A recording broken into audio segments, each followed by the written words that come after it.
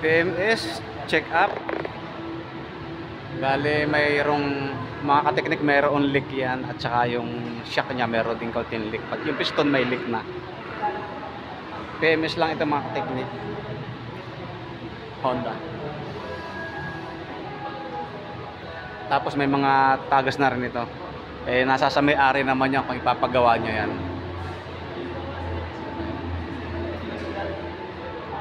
Ito si boss, tinitingnan yung leak.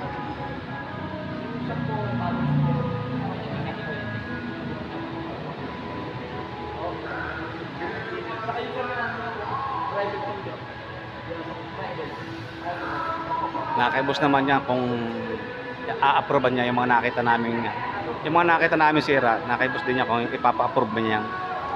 Pero pagka kalimitan, pag kinakapos ng konti sa budget, ibinabalik na lang. Okay, balik na lang.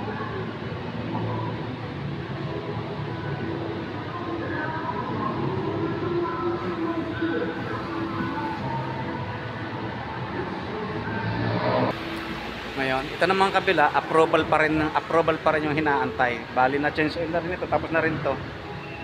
Dito lang kung sinikap yung sinikap din yung mga brakes nito, yung brake. Tingin ko manipis na mga kateknik. Ayan o, ayan o. Manipis na yung brake pad niya. Ayan, manipis na. Tingnan na lang natin kung a-approve niya. Inaantay lang. Tingnan natin kung a-approve yung palit ng brake pad. Ang check up lang bang pang-preno mo to? Papaguwi. Nainintay lang yung approve ng may-ari, driver yung may dala.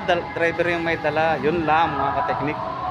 Bali, tatawag pa ng driver doon sa may-ari kung papapalitan ng brake pad. Kasi manipis na yung brake. Sa kabila, mas lalong manipis yata, ano? Yung brake pad, pinapagaw na, kaso yung repacing ang tinatanong. Repacing. Ano kasi kami dito mga kateknik, pagka nagpalit ng brake pad, sinasama namin na i-repace tong rotor sa para mas maganda yung kapit pagka na-repace, para lapat na lapat talaga siya. Kasi nakakahinaya naman bago yung brake pad, tapos ito hindi maganda yung kapit dito, nagkakaroon ng kain, sisira yung rotor. Kasi itong datihan niya, yan o, nakikita na niyo yan. Dapat pantay yan, pati dito. Pagka sinalang sa machine, doon na makikita mo. Tapos kami sa mga kateknik, hindi natin kita na bingkong yung kain ito. Pag isinalang sa machine, doon makita. Kasi pag pag tinamaan ng talim yan, makikita natin parang merong kubang yung bingkong siya. May malalim na parte na hindi tinatamaan ng talim. Siyempre, naka-align naman yung talim natin. Kaya doon natin malalaman na mayroong malalim na part dito sa may rotor disc.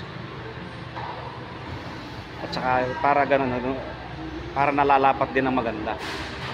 Napapantay yan. Napapantay. Okay, balik na yung kabila. Bali, tinotorque na lang.